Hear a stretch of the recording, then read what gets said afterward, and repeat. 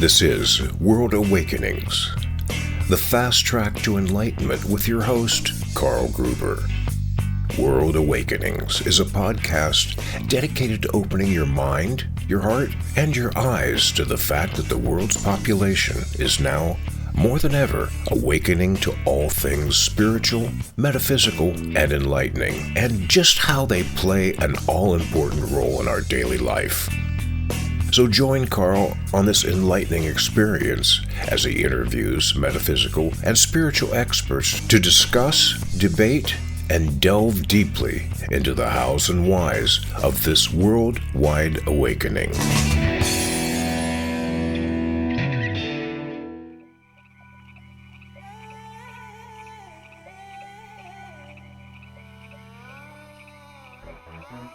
Hey, welcome once again to the show with a mission. The mission to explore all things spiritual, metaphysical, and enlightening.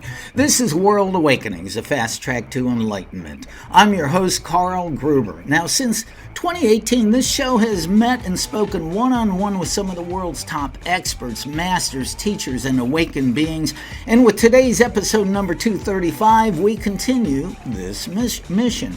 By the way, don't forget that you can watch this show not only on YouTube, but now also on New Reality TV. And of course, you can listen to it on every possible online audio-only outlet. So let's head off to meet today's guest. And our guest is Hans Wilhelm, a mystic, author, and illustrator of over 200 books for all ages. His books have sold over 40 million copies and are translated into 30 languages. And as an author myself, I'm really jealous, but that's great. For more than 12 years, Hans has created over 170 short YouTube videos in which he visually explains the spiritual laws of the universe. In these videos, you can watch him drawing the dynamics of these laws and see how all the dots connect. This absolutely unique visual presentation has made his videos so successful, they have been watched by 20 million viewers. That is so cool. The videos are also available for free on his website, lifeexplained.com. So with that, welcome, Hans. Thank you so much, Carl. Thank you for the lovely introduction. I'm delighted to be on your show, and let's see what comes up. Yeah, you never know. It is technology, but like I was kidding you before we started, you got the two guys with German names, but you're really from Germany originally. Originally, I grew up in Germany, yes. So I'm still struggling with the English language, so I hope your audience will forgive me with that. I don't know. I think you speak it pretty darn well. But let's find out some things about Hans. You're well known throughout the world as an author and creator of spiritual videos. You describe yourself as simply an illustrator of spiritual laws, but you're also known as a mystic. Tell me where the mystic part comes in. I think the definition of mystic is very loose. There is no really clear one. For me, a mystic is basically somebody who strives to be as much in communication with divine as possible. And anybody who strives that in a way walks, for me, the mystical path, if he's trying to line up his life with this kind of inner guidance, the divine guidance. And that I have been doing for, now how much, 60 years already. So I have tried hard on different paths, of course, and have walked this now for the last 40 years. I'm very much attached to a path which came from Germany through a woman called Gabriele, who has given us a lot of information. Never been such a clear and different information about the spiritual life. And all the books in my back, here in the back, are mostly authored by her. And the information is vast, and also the various lessons and teachings she has given have helped me over the years to advance also practically in my life. So overcoming certain stuff and also growing spiritually and becoming calmer and more acceptance of whatever life is teaching me or giving me. Now, after that explanation, I feel like a mystic myself because I'm on that same path. Yeah. Sure you are. And I'll admit my ignorance. I don't know much about Gabriella, so I'm going to have to check her out. And is she still around in Germany? No, she died 2 years ago. But for 50 years, she has been giving information, or we call it revelations or prophecies from the divine word, from the highest level, from the absolute reality. And they are in such clear. You probably also read the Edgar Cayce, I'm sure, on your path material, and that is very difficult to read. The material is not unsimilar, but he writes very difficult. Her material comes in a very clear, easy to understand language, and through her we have had lots of teachings which Christ couldn't give at the time because the consciousness of the people wasn't that much advanced. So today we can absorb far more detailed teachings, and she gave this over the last 50 years in great detail. And the beauty of this, of course, it's totally free, except of course a book if you buy. But there's nothing to join. There is no group, no organization to join. There is nothing, no membership. There are no priests. There are no teachers. I'm not a teacher. I merely use that information that I get and make it clear for myself in my videos. What I do, I basically draw it out. Here, for instance, the law of karma. Somebody is here sort of doing some harm to the other person. That creates emotional energy register in their body, in their soul, in the Akashic records, as well as in the planets.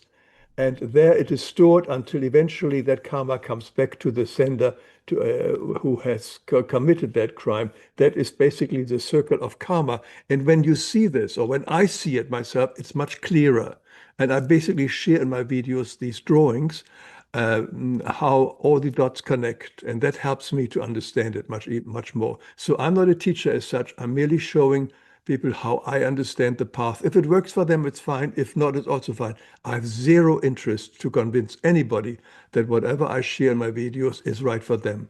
We all are from a different level of consciousness, and what I share may not be right for everyone, but for many people, they are ready for this, and they can now grasp and understand things which generations before we were not able to fully grasp and understand and appreciate. What I like about your work is these illustrations are very simple demonstration of what some people consider very complex or ununderstandable spiritual laws. Well, I follow Albert Einstein's line, which I think if you can't explain it to a 6-year-old, then you probably haven't understood it yourself. And I Yeah. like that. And that's how my videos, which by the way, a lot of parents share with their children as well. But Gabi always says, God is ingenious simplicity. And when we really think about it, it's our religions who have made God very complicated and very given many rules and dogmas which do not exist in the absolute reality. It is a very simple law of love. It is very, very simple. And you have done the Course in Miracle, I see in your background. And there is a tremendous simplicity behind this. And that is, I think, the power of it all. But the moment we go into the artificially constrained religions, we are having all these different laws and dogmas and make it very complicated and different interpretations and different teachings, etc. But the basis, the intelligence, which is underneath it all, is basically ingenious simplicity. Yeah, I really like it. Organized religions over the millennia have really made it a little complex and a little darker than it should be. But, I'd like to go back for a moment again when you were younger. Let's talk about your own spiritual development. I believe that transcendental meditation played a big part to you then? Yeah, that's basically how I started off. Yeah, I just sort of, as a young person, sort of a teenager, male teenager, they're usually very, how to say, broody or sort of not very hopeful. There's this problem with young males. They are sort of they cannot express what they feel. The world is maybe overwhelming and so on. And one day I heard about this group meeting in my hometown, Bremen, who were meeting every week. And one day they came to the meeting hall and somebody had put some stink bombs into it. And the whole thing. And they came in and they burst out laughing so much, and they sort of had their meeting outside. And when I read this and says, wow, they didn't react how I would have reacted. They reacted from a higher level. I want to meet these guys. Yeah. So that's how I started TM, which was at the time very popular, as you know, with the Beatles, the Maharishi, and so on. And that helped me. For the first time, I learned that I could actually calm myself down. I can really organize my thoughts. I have control. I don't have to think every thought which comes to my mind. This was powerful stuff. And suddenly, from a very insecure person, I became within months very, very much more secure. So secure that I suddenly said to my parents, look, Germany is too cold, too wet, and so on. I want to emigrate to Africa. I was 19 years old. Suddenly, without any fear, I left Germany. I didn't know anybody in Africa, and I emigrated to Africa. And that was sort of, for me, a basis that once you're on a spiritual track and you are really connecting closer and closer to with your essence, all the strength is given to you because the kingdom of God is in us. And if the more we link to that energy in us instead of stealing it from other people and environment, the more stronger we became. So that was a very an important moment in my life to the TM. I no longer do that in a particular meditation, but it did surely help me initially. It's interesting. Many of my guests that I've talked to them, they were in a dark place when they were a youngster. And a number of them, like you, found meditation when they were teenagers, and it was the beginning of their awakening. But, I just for a moment, I forgot. I read that you moved to Africa. Why did you choose Africa? Well, when you grew up in northern Germany, it was always wet and it was always cold, and I wanted sunshine. And I could only emigrate to Australia, which is also not warm, or sorry, in Canada, which isn't warm, and Australia is too far away, so I went to South Africa at the time Oh, okay. and lived there. So that's how I stayed for 12 years. And that's where I came into contact with Edgar Cayce. And Hmm. then suddenly everything changed and blossomed. And suddenly, for the first time, I learned that Christ was teaching reincarnation. Even the word I wasn't aware of in Germany, I think, at the time. And suddenly, all the questions I had make sense. I could never understand that there's a loving God and there are people suffering and there's war and pain. It didn't make sense. And the churches, of course, can never explain it fully. But the moment I understood that Christ was teaching reincarnation, and suddenly I understood why some people are rich, poor, have pain, suffering, and so on. And that was a major, major revelation. And from this, many other paths came. Well, one other aspect about you, how young were you when you found your artistic abilities, especially as an abilities as an illustrator? Well, I always liked to draw, but when I wanted to become an artist as a young boy at the time, young man, my father said, that's very fine, but if you want to be an artist, you have to starve. So you better learn firstly some business, any kind of skills you can always fall back to, which was a good advice. So I went to business school, I got my business degrees and so on. And when I came to Africa, I worked initially in the business world and was also very successful. It wasn't totally my way of life. And I just continued drawing and painting and illustrating in my free time. And when I then later traveled around the world and came to America and settled down here, I remembered my childhood dream. I said, so now it's a good moment to start and follow my dream, which was basically making children's books. And then I started with my first children's book, which was very, very successful. And then that's the rest of history. So soon I had 200 books. But when you have fun, you don't count. So it just was a wonderful ride. It A still few, is. a few years ago, I actually worked for a little while in a used bookstore, and I know kids' books are huge. I mean, the parents can't wait to come up and buy them in whole sets. Yes. Oh, yeah. It's very enriching. Yeah. So, now not only are you the author of over 200 books, with, of course, many of them written for children, but you have illustrated and produced 170 or so short videos on spiritual laws and truth. Now, I believe you have a pretty amazing story about how your father's passing inspired you to write books and create videos. Can you share that story? It's really interesting. Yeah, my father was, and didn't believe in a life after death, but he was a warrior in the Second World War. He had seen a lot of death around him, the soldiers dying. And when his time came, when he was going to die, he told us that he didn't worry about it. That's all very fine. And he was ready to die because he had a rich life. So, and we children were taking turns being with him for the last few days and hours. So, during one of my sittings with him, I told him, look, Dad, I know you don't believe in life after death, but just in case there is life after death, I want you to think of these 10 things or whatever they were, which might most likely take place. So when you are on the other side, that you are not surprised. This is going to happen, one, two, three, four, and so on, most likely. And he just sort of smiled, and then that was my nonsense. And so then he died, and I totally forgot about it. It was only 5 years later, when I was in a bookstore, when a total stranger came up to me and says, "Excuse me, my name is Roland Comtoy, and I'm a medium. And when I saw you entering the store, your father came to me and says, go over to that man and thank him for what he told me, because everything he has said was true. And it helped me so much on the other side." And he said, and then he continued saying that he is now working on the receiving side of souls who have died. And he sees the utter confusion of millions of souls who have no idea that they're even dead and what to expect. And so on. Says, "Buddha, please write more books about it. Tell other people what I had told him." And well, I gave it some thoughts and so on. After that, I wasn't ready to make more books. So I said, let's reach the young people. And so at that time, this was, of course, YouTube. So I decided to make very short videos, 5 to 10 minutes long, because the attention span of young kids is short. And so I just put all whatever little I know into these videos. And that was the moment how I started these videos. These videos are all free, by the way. There's no payment, and they're available for everyone. So that's how it started, because my father, when he was dead, told me, please do that, because I see the utter confusion of so many people here when they pass over. We are by our very nature spiritual beings, souls.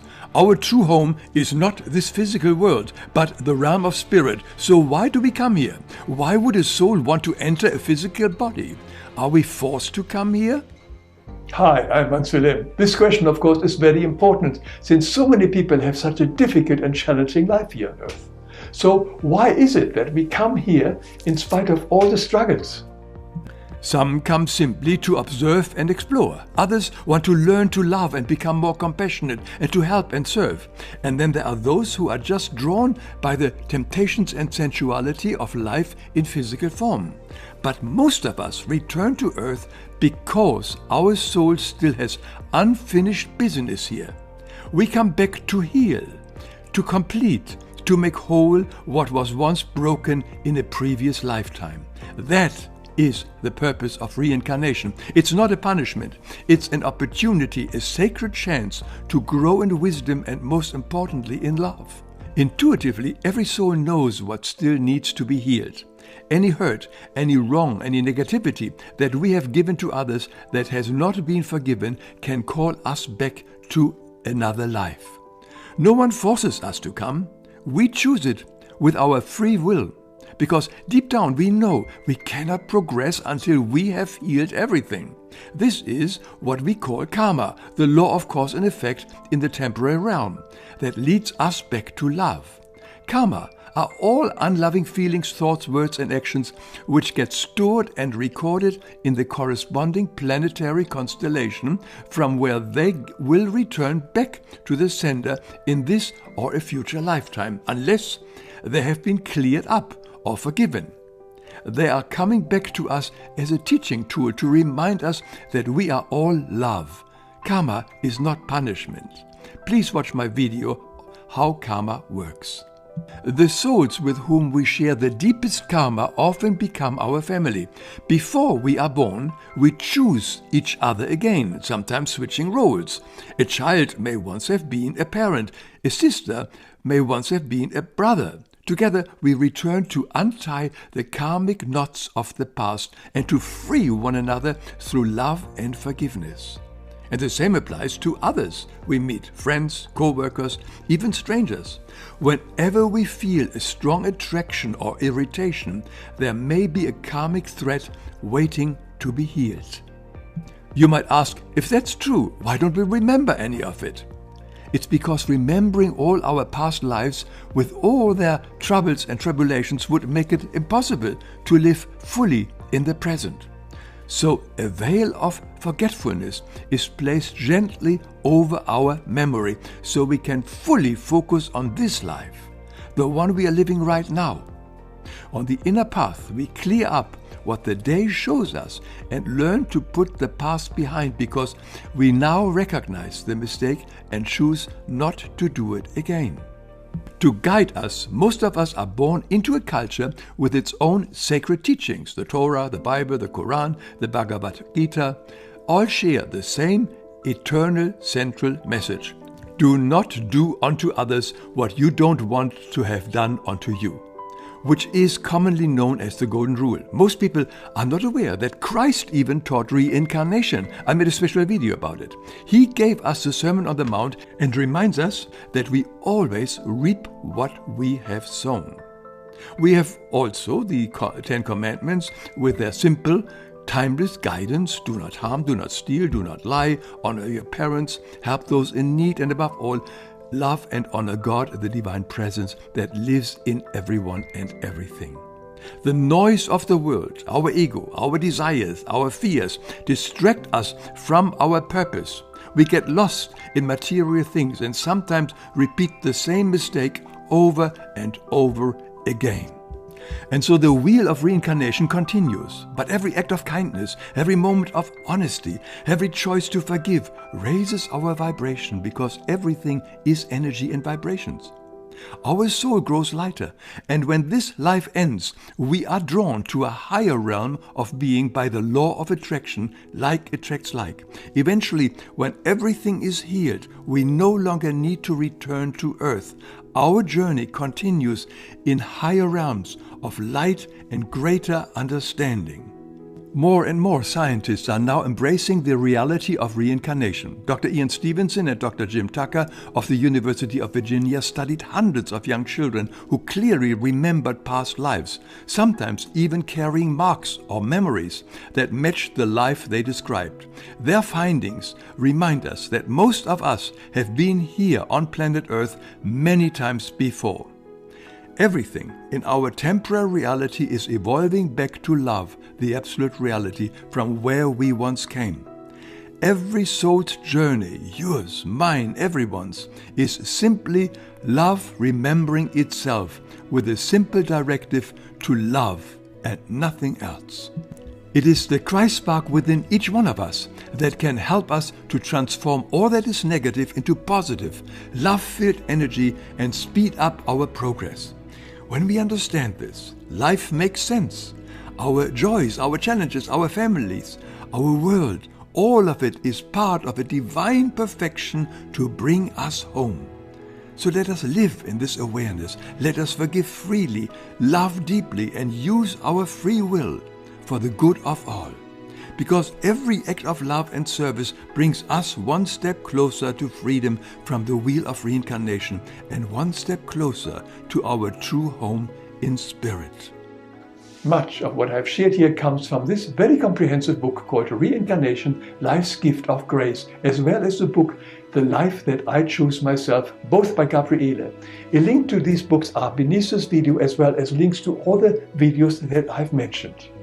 Please rate this video, and if you wish, please subscribe, and then we will meet in my next video. Wow, that is an amazing story. And I will put the links to your website and also your YouTube channel so people can see these beautiful videos. Just amazing stuff. I know you talk about karma. We already touched on karma and reincarnation, but can you talk a little bit more on what exactly is karma? Well, the way I understand it fully is anything that is still unloved. We are by nature love, unconditional, unlimited, all-inclusive, selfless love. This is God energy, the ether stream from where we all came, from where we all born, from the absolute reality, which is also love, harmony, and peace, and basically love. And that is our true essence. But through removing ourselves from this absolute reality over time, eons and eons of time, we have adopted a very selfish, self-centered kind of energy and have tried to grab energy from other people, stealing, wanting their attention, wanting, etc., etc. All this has caused what we can call a soul burden, sort of like a soul garment. And this is basically our karma, which we have to undo to come back to the highest vibration from where we originally launched, the highest vibration of being love. So we have burdened ourselves through anything unloving, what we thought, what we felt, what we sensed, what we did, that it has to be cleared up. Much of it is done through forgiveness, that we say to the person, I'm sorry, forgive me, and vice versa. The moment it's forgiven, it's over. Not everything is forgiven or can be forgiven, and then we may have to expiate it, which means we have to feel the pain and suffering, the disasters, what we have given others. So that not as a punishment, there is no punishment in the universe. It is only a sort of a lesson in love for us to understand. And as Christ said, what we send out comes back to us. Very simple. Again, the ingenious simplicity. It is a tool for us to wake up. And as I mentioned earlier, these karmic burdens are not only stored in our soul, in our body, in our genes, but also in the Akashic records, and as well, most importantly, in the planets. And these planets are constantly moving, and when they are full, they download that energy back to us. We're only talking about energy. The whole universe is nothing but energy. Things may look real like matter, but even matter is nothing but vibration and energy. So this energy comes back to us for the purpose to undo it. And either we expiate it, or we can ask for forgiveness, or we forgive others so that we have no longer do it. And once we are free of this, then we become again our true self, which is unconditional, selfless love. And that is the whole purpose why we are here on planet Earth, to undo our karma as fast as possible. Planet Earth is a very, very unique planet. It is only, 30,000 hours we are here as an average. It is not our home planet. We are not here. We are not Earthlings. It is, everybody is here, basically an alien, so to speak. We are visiting a very short time, but it's a school for souls to grow in a fast track way.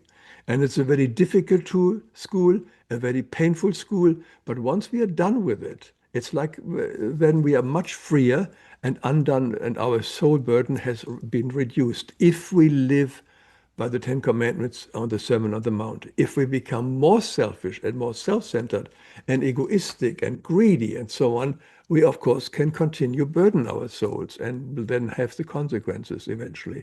I would say that's in a nutshell. Boy, that was a beautiful explanation of that. Thank you for that. And you touched on a couple things. Forgiveness is one of the main teachings of A Course in Miracles. I've been a student of the Course for, 24 years, something like that. And also, the forgiveness, that is a key thing there too. You mentioned Akashic records. So is karma and Akashic records the same thing? That's just where the records of our doings in past lifetimes or in future lifetimes are held? My understanding is that the Akashic records is merely recording what happens on planet Earth. But we are more than planet Earth. Planet Earth is only our temporary. So our planet Earth action is, and thinking and so on, is stored as well in the Akashic records. So when Edgar Cayce was reading the Akashic records, he was reading past lives of these people, etc. But where the planets, it goes beyond our earthly life. But anything is in the planets. That's basically where astronomy originally comes from. The astronomer knew that our life basically is written in the stars, and they're coming back to us from moment to moment to moment. Whatever we experience throughout the day is, for the most part, downloads from the planets to us in small ways. There can be the irritating phone call. There can somebody cuts us off in the traffic. There is a death. There is a loss of job. These are all patterns which we have once uploaded, and they're now coming back to us to solve them in the way of love and nothing else. And that's basically our life here on Earth, that it continuously comes back to us what we still have to undo. Well, and one of the universal laws is that which you give is given back to you immediately. I mean, you can call it the law of attraction, you can just call it a spiritual law, and it can be good or bad. I think we all experience that on a daily basis, But also, if karma too, it's said that can be a family thing too. I mean, do we carry the bad, negative karma from other generations and relatives? Yes, definitely. But let's think about it. When let's say we suddenly take on alcoholism, etc., And we have some ancestors who were alcoholic, and who probably are dead now. Now, that could very well have been ourselves, because we often reincarnate in the same family structure. So whenever we say ancestors and so on, in many cases, we have been that ourselves. And all we have done, we have loaded our genes in this case, with the genes of alcoholism. And now, in this new life, which I now have in this world, that suddenly comes out in me because I still have the alcoholism energies in me, the karmic ones. So it bursts out again. All the other people before, it didn't affect these genes, but the genes, a moment, affect me if I come in with the same kind of vibration as a soul. So when we speak of ancestors' burden, which we may feel, it is in many, many cases none other than ourselves. We have created it as well. And yes, of course, there is group karma. For instance, a whole nation going to war may have also experienced one day of being attacked by another nation and the suffering of what it means. So in big groups, we have the karma as well.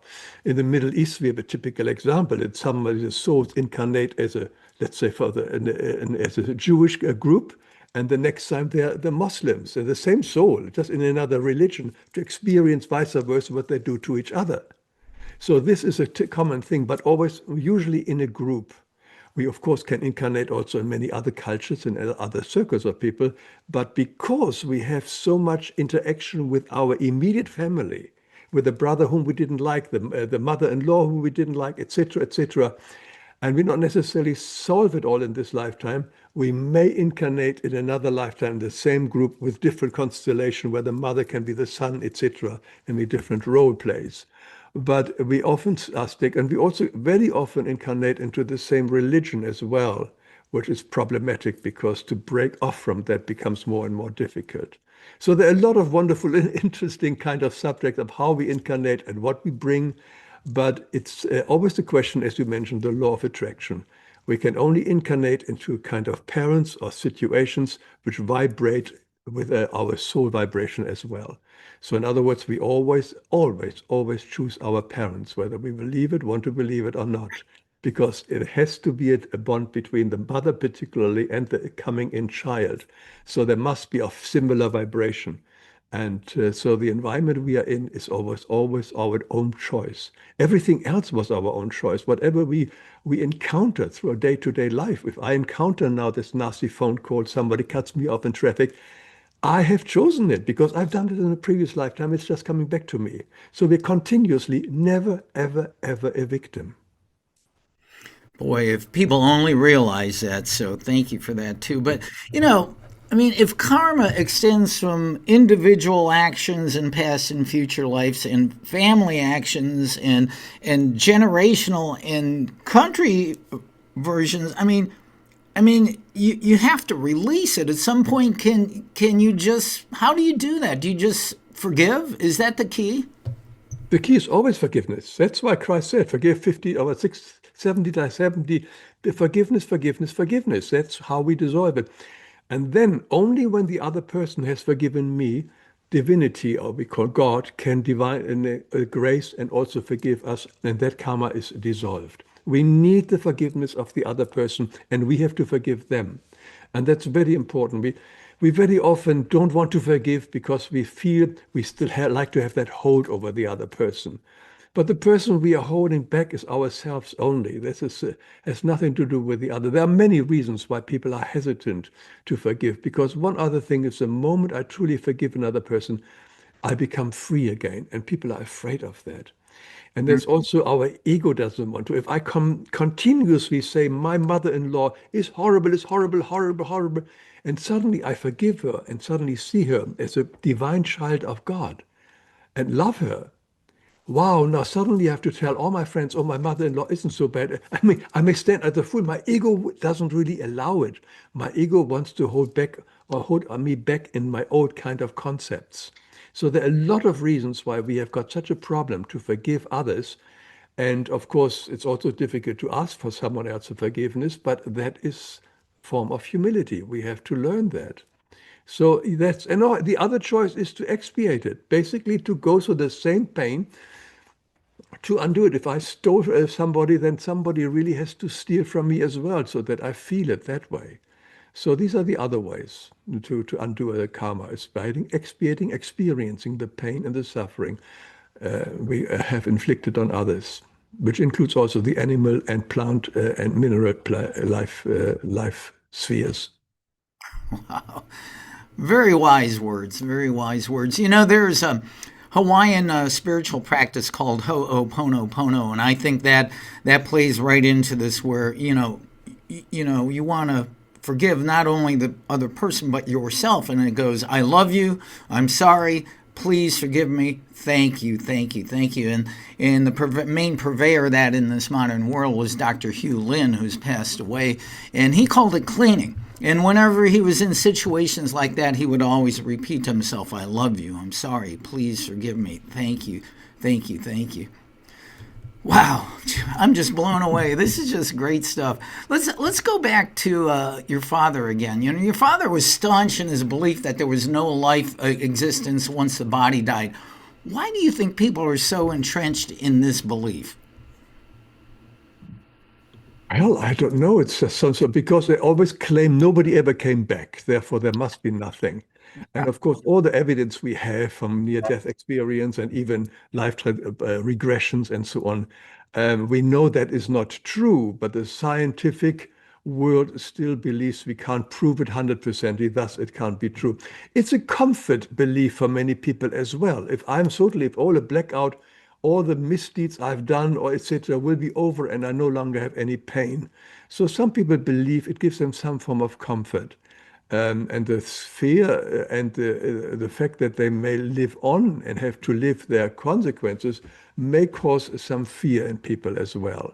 There may be many reasons why people don't believe it, but largely, I guess, the moment you speak about these subjects, they always come back with this, nobody ever came back, and how do you know? This is also one of the comments in a lot of my videos. People say, how does he know this guy? He didn't come back as a dead. It's true. Can't remember it, but there are so many reports from the other side of people having died and coming back, speaking through mediums, etc. So my typical example is my father came to me. I mean, Roland Comtois wasn't lying to me. Obviously, my father existed, and because he also taught me a lot of private stuff, which this guy could have never known either. So I know that it was my father's soul at that time. But not everybody has these experiences, so we have to live, we have to accept them. And you know, if you live a good life and don't believe in life after death, that's okay too. And not everybody has to believe the same things. We all, as I said earlier, have a different consciousness level. The key is, have you been loving? Have you been compassionate? Have you been helpful? And that will be eventually your own measuring stick. You will ask yourself when you're on the other side. Nobody is judging you. You will be your own judge. And if you are judging yourself that I've done the best I could under these circumstances, then it's fine. You know, I've had a number of guests on the show who have had NDEs, near-death experiences, and they literally all agree that they left their body, they went into the other side, into the light, and their descriptions, are unique, but commonalities, that there really was. But, and that's interesting, too. The medium told you, your father mentioned that there's millions of souls who died and didn't know what was going on. That's pretty rough. I mean, maybe you may want to consider about this, your life before it's time to leave your body.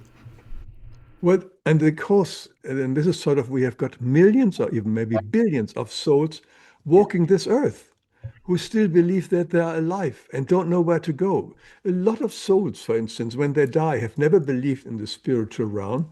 And suddenly they see, for instance, a typical example, they see the spirit guides, which are souls, angelic beings, which are light beings, ready to help them. Come with me.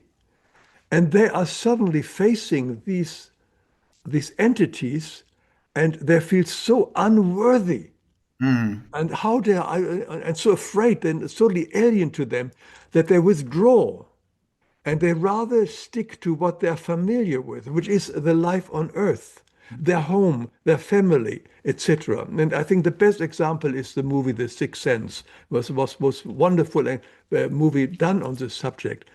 And they are then get stuck here because they don't believe in the spiritual world. They're afraid of the spiritual world. They can't imagine that there is these loving entities are there to help them. So, and they're afraid of the light. And so they're roaming around here on planet Earth, become earthbound, often no more energies. They fall into the habits of attaching themselves to other people to draw the energy. I've made many videos on the spirit possession. And so it's a problematic life because they couldn't believe that life continues on the other side. So they are stuck here on planet Earth, or even in the astral world if they have a negative vibration. So there's a lot of possibility, and therefore it is so important to have some idea what happens on the other side. So what I always say, never mind what you believe, just in case, if you are suddenly feeling you're on the other side, follow us, those light beings which are there to help you, says, take me there where I now should be learned, continue. Take me to where I need to be now. Trust totally those light beings who will bring you to the right level where your new life begins and your new teaching era begins. So trust those light beings and let them guide you wherever you need to go. That's all you need to know. Forget about all the other religious stuff. Just trust your light beings and they will take you.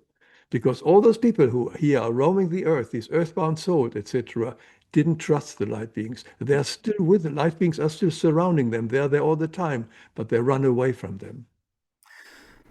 Well, you would hope that, knowing that true reality is nothing but unconditional love and unity, that these beings on the astral plane at some point are allowed to finally migrate back into the light, rather than, quote, stuck in a form of hell, for seemingly eternity. Definitely. Everybody will eventually return back. Yes, it's a question of time. You're absolutely right. Nobody's lost. There are no lost souls. There is no eternal damnation. These are self-made kind of imprisonment when we hear. And eventually they may get so bored and so lonely because no human person interacts with them. They don't see them. That eventually, through introperspective, they may be open to be guided by the beings of light.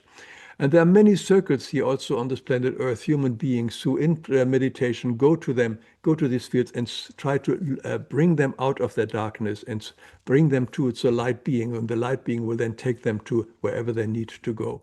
So nobody is lost, even the souls here, but it can be sometimes hundreds of years, like some of these ghosts stuck in castles or homes, before they, quote, see the light. They always see the light, but they're afraid of the light. Mm. That's interesting. Yeah, I never thought of it. They always say, yeah, at some point, yeah. Very interesting stuff. From what I've read and studied over the years, we reincarnate lifetime after lifetime after lifetime, all meant to continue our life lessons until we finally learn the final lesson that leads to enlightenment and awakening back to source, to our true higher self, and no longer needing to have a body. Do you agree with that? Most certainly. We are not supposed to reincarnate all the time. That is a mistake. Reincarnation, we should be able in one lifetime, maybe two or three, to clear up all our garbage. But unfortunately, we also can acquire new negative behavior patterns or karma, and therefore we come back over and over again. No, the idea of planet Earth was as a fast track teaching class for souls to undo their karma in a very short time. That's why I thought an average of 30,000 hours a day. It's all we are here, and then we are lowering back. No, it was not meant to be a continuous reincarnation, because there is always too much chance to reburden ourselves and become worse and worse. No, this is it. And we are given very simple tools of what to do, irrespective where we are born. In all these teachings, we have the golden rule: do not do unto others what you don't want them to do to you. That rule is in every society. And here in the Western society, we have the Ten Commandments, we have the Sermon on the Mount, which helps us in addition to that. So the manual for planet Earth are very clear. Basically, in the golden rule, if we all would live by the golden rule, this world would be a paradise. Our souls would be cleared and purified in no time. But unfortunately, we do not listen to our menu, which was given to us in various forms. And we unfortunately get into the temptations of life. But absolutely, you're absolutely right.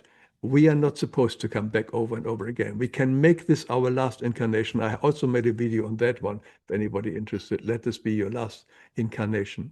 Yeah, beautiful. Um, let's find out more about the over 200 books you've written. I especially like that to find out about the ones you create for children. What made you decide to write them for kids? I guess to heal my own childhood, I guess. I don't know. Why do I do that? Why do we do things? Yeah, no, I enjoyed. Look, I like to create universes. I felt that was the closest thing of being a god. You create all these various creatures and so on, the world, the story, and I mean, being an author and writer of fiction, whether it's for children or for adults, is an amazing kind of game of joy. Also frustrating. It doesn't always work out well because it's really you sweat yourself to get it just right. But the power of creating these universes and these, I had fun. And I just made the stories which I liked, which I wish I had when I was young.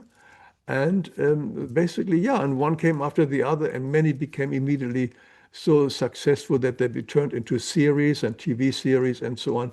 So it was a very exciting time at the time. But after 200 books, I more or less says I've done enough stories and sort of. So therefore, I now enjoy my videos more because it's just another phase. It just was a great ride. Yeah, and you know, it's interesting because my most recent episode, I have a 17-year-old young teenage woman who is one of the new enlightened souls that have come into this earth, and they're more aware than ever. And she expounds wisdom of an 80-year-old and understands this, and so I think today's children may even be more receptive than ever to what you've written. Definitely, definitely. That's why a lot of parents tell me that they share my videos with their kids and the kids love them. So that is, I think, a typical sign. And I agree that now we had receiving different souls incarnating here because we are going through a very difficult time here on planet Earth, and we need very strong and how shall I say, inwardly solid kind of souls to guide the rest of us through these stormy times. And I think with of the young children, I don't know whether it started with the indigo children or not, but there is, of course, a lot of really. I mean, Dolores Cannon wrote about these helpers who coming here in these difficult times, and this is the next wave of helpers. I think she wrote her book was I think the three waves, and that I think is definitely taking the place that we have a lot of souls incarnating here. They do not necessarily come for their own karma. They come to help because the reason why we incarnate is not only karma. We can also incarnate just for the pure service and help others because the highest form of love is service.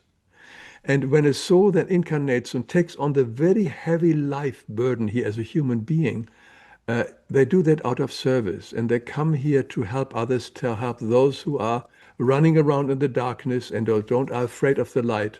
So yes, I agree with you. There are a lot of young people come here with an understanding, or I would say memory is maybe the better word than understanding, because we all have that understanding. It's just only clogged over. It's just the way of forgetfulness.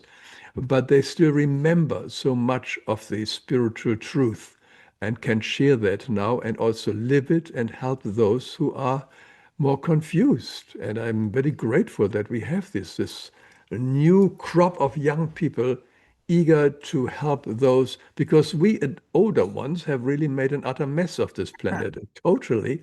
We are totally responsible for where we are right now, individually and collectively. So we hope that maybe the younger ones can rectify a little bit or guide us through the dark times which we have created. And but also like to say, not only necessarily we in this generation, whenever we complain about the negativity in government and so on, and politics and so on, we all have contributed to this in previous lifetimes. It's not that the recent crop, the recent leadership is doing some bad stuff. we all have created a situation of, let's say, the climate change and so on. We all have added to the pollution, to the corruption of the planet Earth, etc., and to the pain through previous lifetimes. And now we are here to reap what we have sown, because we are all co-responsible to the condition of the planet Earth at the moment and the world, both of them, we have created collectively. Well, everything you just said ties into this. What I'm that here we are in the year 2026, and the world seems to be on the brink of total chaos. Yet many of my guests over the years say that not only Gaia but all of humanity is really on the brink of ascension to a higher realm of light and love and existence. I guess you kind of just talked about that.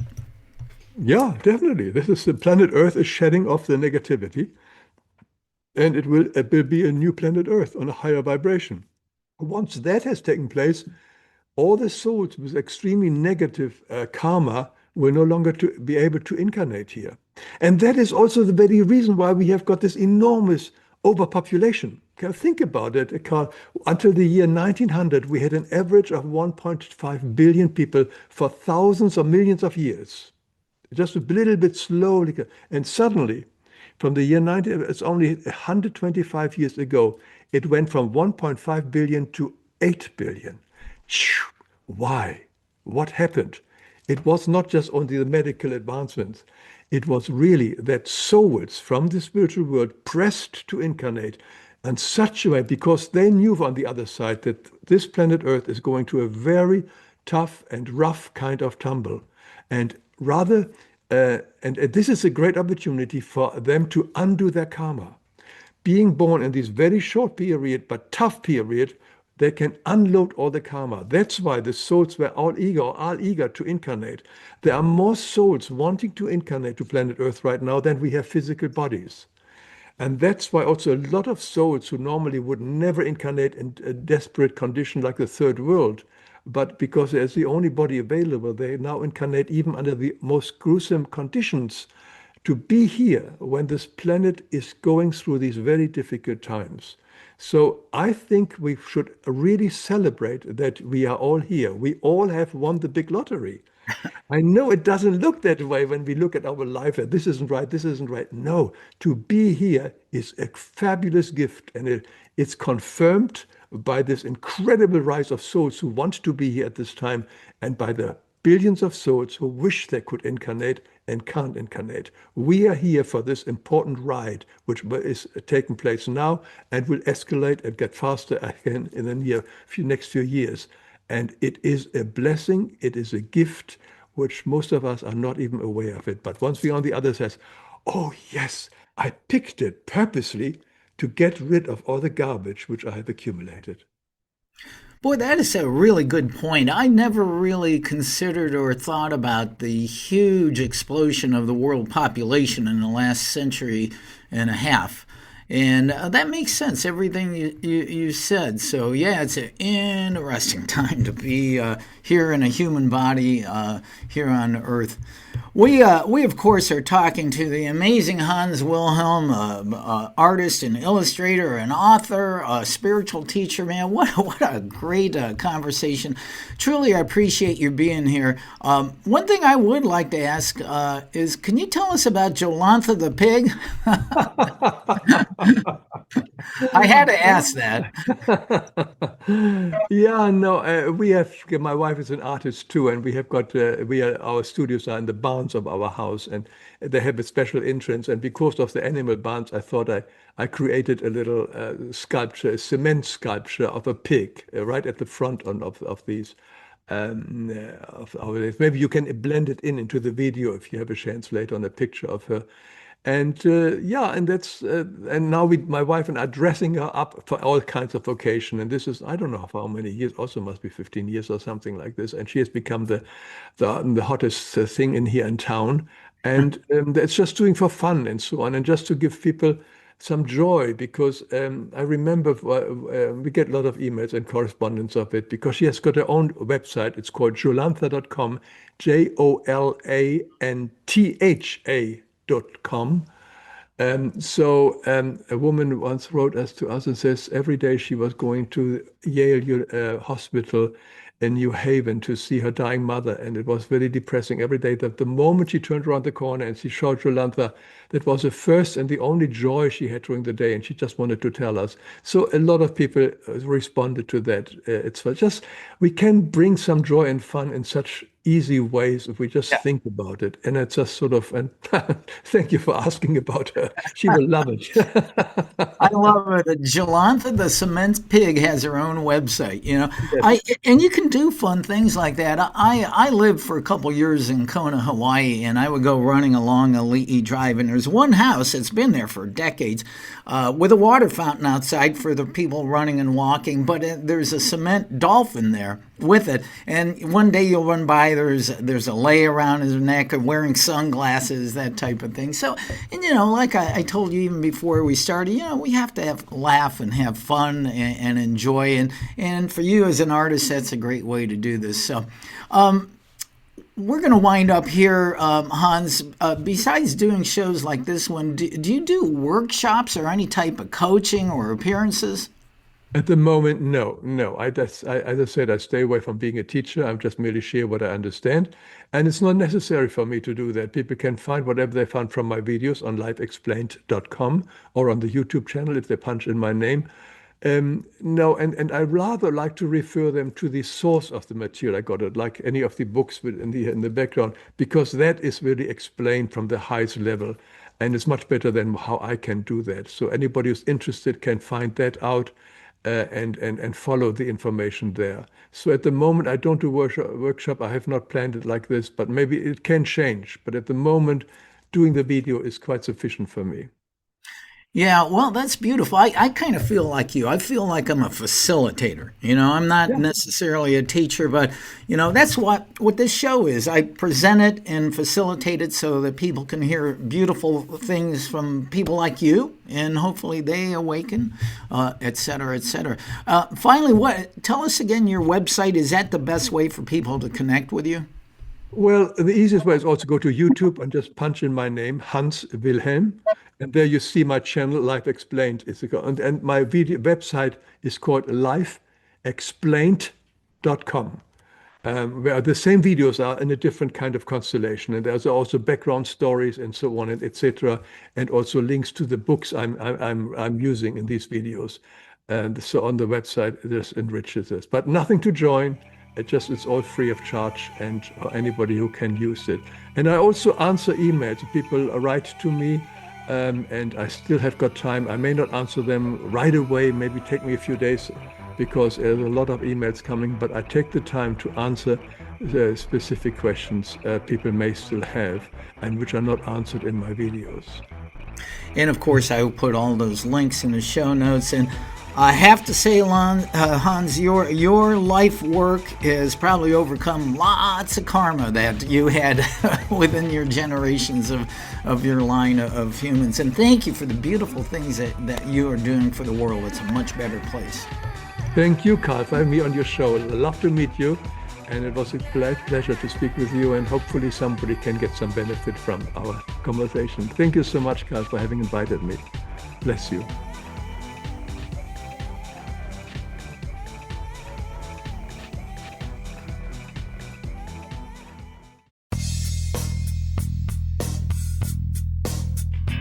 This has been another episode of World Awakenings, the fast track to enlightenment with host Carl Gruber, a certified law of attraction life coach. We welcome you to tune in to each and every episode of World Awakenings as we open your mind, your heart, and your eyes to the fact that the world's population is now, more than ever, awakening to the truth of all things spiritual, metaphysical, and enlightening, and just how much they play an all-important role in our moment-to-moment daily life. Much love and light to you, my friend, and thank you for tuning into World Awakenings.